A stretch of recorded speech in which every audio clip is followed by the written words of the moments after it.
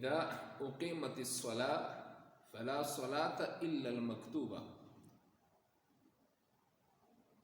رسول الله صلی الله علیه وسلم فرمایي وکله چې جمع ودرېدله، منځ ودرېدو، د جمع منځ ودرېدلو، امام ودرېدله، فلا صلاة الا المکتوبه، په دغه وخت کې یو منځ کول هم جایز نه دي، نه قضا منځ کولی شي، نه نفل کولی شي، نه سنت کولی شي، سوا د دې منځ نه چې کوم مانځه ته امام ولاړ دی.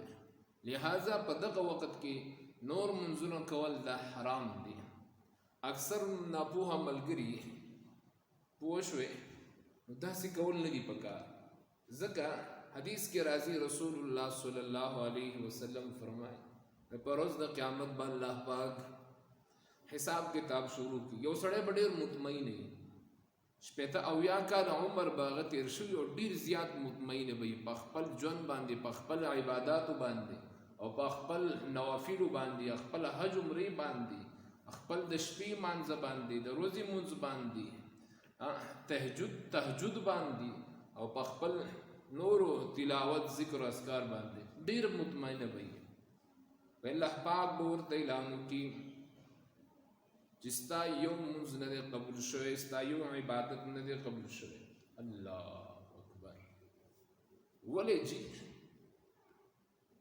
وجه هم دا ده چې عبادت چې کوم طریقه کار پکارو، کوم اصول او رولز د عبادت دي چا ته یاد دي؟ د دنیا هر یو هنر هر مسلمان ته یاد دی، ما سوا د عباداتونه روزمره چې کوم عبادات دي موږ مسلمانانو ته په هغې کې ذره بر هېڅ قسمه انفارمیشن معلومات نشته دی چې آیا دا مونځ فاسد شو، سبا کې مونځ باطل شو، سبا کې په څه باندې فاسدېږي، په کومو څیزونو باندې مونځ باطلېږي، په کومو مونځ ماتېږي، په کومو مکروهه کېږي، مونږ ته دا علم نشته دی. اوس که یو ملګری څوک اواز وکړم چې پاسه نو مشکل دی چې راته ووایي،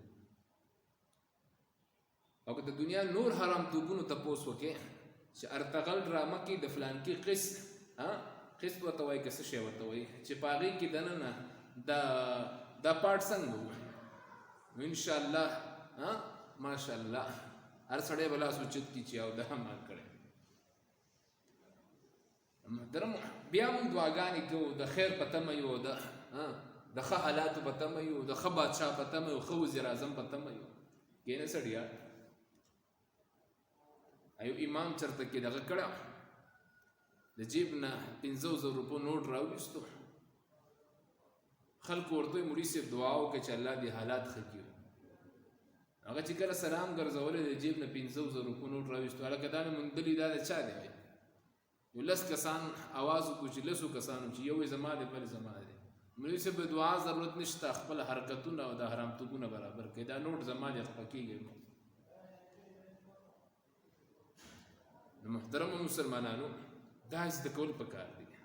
بهرحال ما خبره کوله وګورئ که هغه د سحر سنت وي، که د ماسپښین سنت وي، که د ماسخوتن نفل وي، که د مازدیګر د مانځه نه مخکې نفل وي، او که د جمعې په ورځ باندې وي، نو لکه چې جمع ودرېده نو یو مونځ کول نه دي پکار، بلکې حرام دي. څه دي؟ حرام دي. هلکه سهار جمع ولاړه ده او اکثر ملګري د ټکه ټکه ټکه ټکه زر زر ځان جمعې ته ورسي، پولیس د پسې راځي، نیسي دي، تاڼې ته دي بوځي. کم از کم ګوره د هر یو څیز د اصول وي د هغه خیال ساتل پکار دي. یا ماسپښین چې کوم دی ښه ورته پته دی چې 2 منټه دي، ټایم ختم دی، خو بس بیا زر زر ودرېږي، 4 رکعته نفل کوي، ځان هم یو کار رخ کړی دی، بوج دی، یو پیټې د ځان اخو غورځوي. ستړي یو مونږ ټول د منځونو نه هم ستړي یو. یا جمعې خطبه اکثر ویلی کېږي او خلک پاسې په سنتو باندې ودرېږي. دا کار کول حرام دی. محترم مسلمانانو نیکۍ ځای له راغلي وو، پاک ځای له راغلي وو، د هغه ځای نه موږ ځان سره د ګناه بوجونه وړو، د ګناه پیټې وړو. په کار خدا ده چې موږ جومات ته د الله کور ته راشو او موږ د دې ځای نه ځو چې موږ پاک لاړ شو. نو الله دې زموږ ستاسو په حال باندې